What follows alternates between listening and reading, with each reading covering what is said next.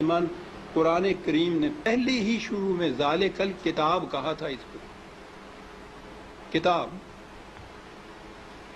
دنیا کی کوئی کتاب ایسی ہے کہ جس کی زبان آپ نہ جانتے ہوں اور کتاب پڑھتے چلے جاتے ہوں؟ کوئی کتاب آپ بتا دیجیے. زبان نہ جاننا تو ایک طرف، فرض کرو زبان جانتے بھی ہوں اور وہ کتاب کی زبان ذرا مشکل ہو تو آپ ایک آدھ صفحہ پڑھ کے کہہ دیتے ہیں کہ نہیں صاحب میری سمجھ میں نہیں آتی. آپ کتاب پڑھتے ہیں تاکہ سمجھ لیں اس کو. خدا نے بار بار کہا ہے کہ ہم نے اس کو لسان عربی مبین میں واضح طور پر اس کو بیان کیا، لعلکم تعقلون، تاکہ تم سمجھ سکو. کتاب کو اگر سمجھ کے پڑھ لیا جاتا عزیزان من تو نہ ملوکیت باقی رہتی، نہ سرمایہ داری باقی رہتی، نہ مذہبی پیشوائیت باقی رہتی. سازش یہ کی گئی کہ سمجھنے کی بات یہ ہے نہیں، بغیر سمجھنے کے، بغیر مفہوم جاننے کے ان کے الفاظ کا دہرا دینا جو ہے اس سے نیکیاں مل جاتی. ایسا چکر دیا کہ کتاب کا سمجھنا جو تھا، سمجھنا کتاب کا بے معنی ہو گیا. بغیر سمجھے ہوئے اس کے الفاظ کا دہرا دینا عین مقصود یہ رہ گیا.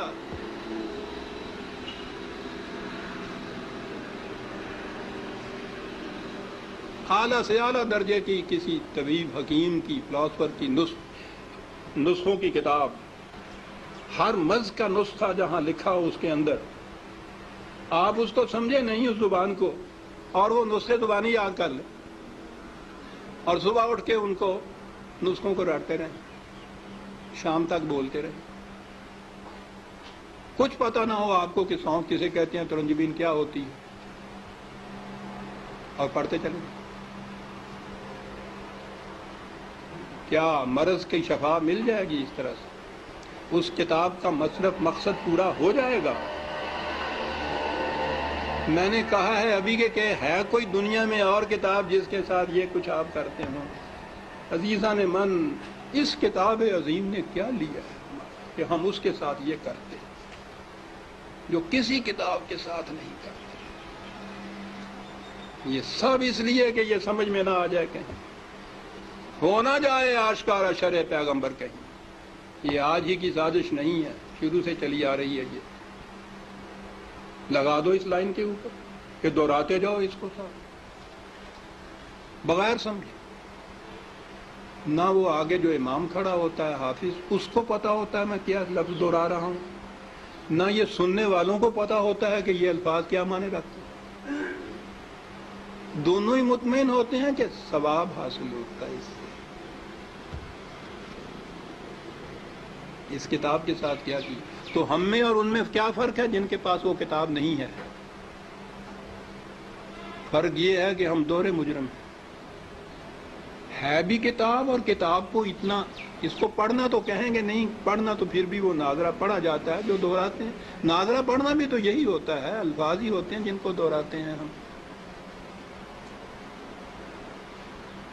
یہ کتاب ہدایت تھی، یہ وہ نقشے اس میں دیے ہوئے تھے کہ فلاں دوراہے پہ پہنچو تو دائیں کی طرف مڑ جاؤ تو اس طرف جاؤ گے، بائیں کی طرف کا راستہ اس طرف چلا جائے گا. نہیں سمجھتے اس کو. ہر مرض کی شفا تھی اس میں، دہرائے چلے جا رہے ہیں. یہ ایک پورا ریلا حفاظ جسے کہتے ہیں، صرف حفظ کیا ہوا کچھ معنی نہیں جانتے. اسی میں وہ پھر قاری آ جاتے ہیں، حفظ بھی کیا ہے، پڑھتے بھی ہیں، پھر قرأت کے ساتھ گا گا کے پڑھا جاتا ہے.